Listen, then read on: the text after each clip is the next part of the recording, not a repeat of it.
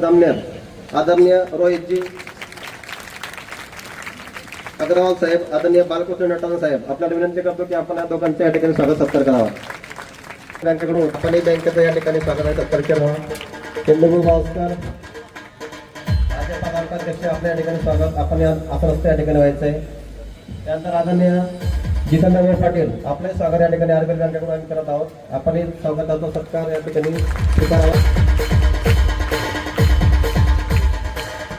भाजपा तालुकाध्यक्ष आदरणीय चंद्रकांतजी बावस्कर साहेब या ठिकाणी दीपकजी तयार स्वागत या ठिकाणी करतो. आपणच समोर यावं.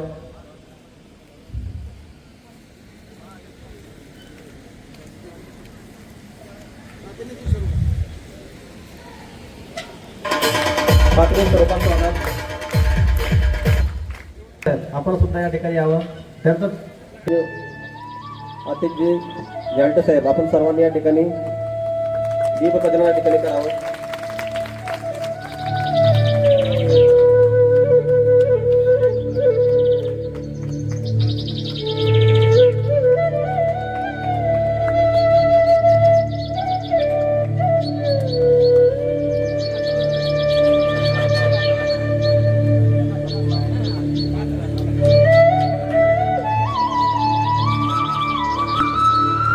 छोटीशी पंक्ती उद्या म्हणून काम करते, थोडासा का होईना पण अंधार दूर करते.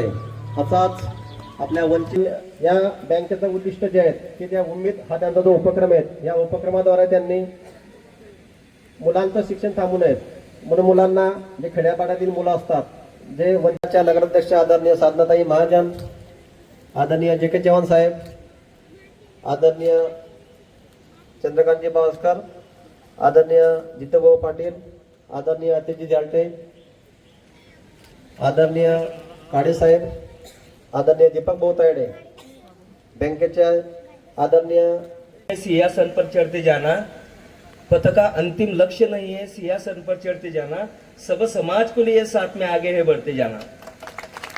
आम्हाला असं वाटायचं की आपली बँक समाजासाठी आम्ही समाजाचं काहीतरी देणं लागतो, समाजासाठी आपण काहीतरी केलं पाहिजे या विचारातून काम करते. आणि आज या कार्यक्रमाला खरं तर मी आता आलो आणि पाहिलं, मनाला आनंद वाटला की आमच्यापेक्षाही वेगळा विचार कोणीतरी करू शकतं. आणि त्यातल्या त्यात जिथे कोल्हापूरला ज्यांची स्थापना झाली आणि संपूर्ण महाराष्ट्रात देशभरात त्यांचा फंड वापरतो आहेत आणि शैक्षणिक क्षेत्रात एक चांगली प्रगती झाली पाहिजे, विद्यार्थ्यांना प्रोत्साहन मिळालं पाहिजे या उद्देशाने चांगला उपक्रम आरबीएल बँकेच्या माध्यमातून होतोय. ही खरं तर कौतुकास्पद गोष्ट आहे, अभिमानास्पद गोष्ट आहे. आणि त्याचाच एक भाग म्हणून आपले महाराष्ट्र राज्याचे संकटमोचक आदरणीय गिरीशभाऊ महाजन यांच्या संकल्पनेतून शासनाच्या वतीनं आपल्या जामनेर तालुक्याच्या वतीनं खऱ्या अर्थानं आरबीएल बँकेच्या सगळ्या जे काही काम पाहतात मागचे सगळ्या प्रतिनिधींना त्यांना मी खूप खूप धन्यवाद देतो, त्यांचे आभार मानतो. आणि खरं तर माझ्या विद्यार्थी भगिनींना ही एक चांगली संधी गिरीश भाऊंच्या माध्यमातून, बँकेच्या माध्यमातून, शासनाच्या माध्यमातून मिळाली आहे.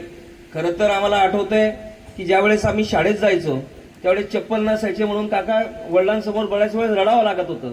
आता आपल्या विद्यार्थ्यांना सगळ्या सुखसुविधा मिळत आहेत आणि त्या सुखसुविधा मिळत असताना बाहेरूनही देखील लोक विचार करत आहेत की माझ्या भगिनींना सायकल मिळाली पाहिजे, ते लवकर शाळेत आले पाहिजे.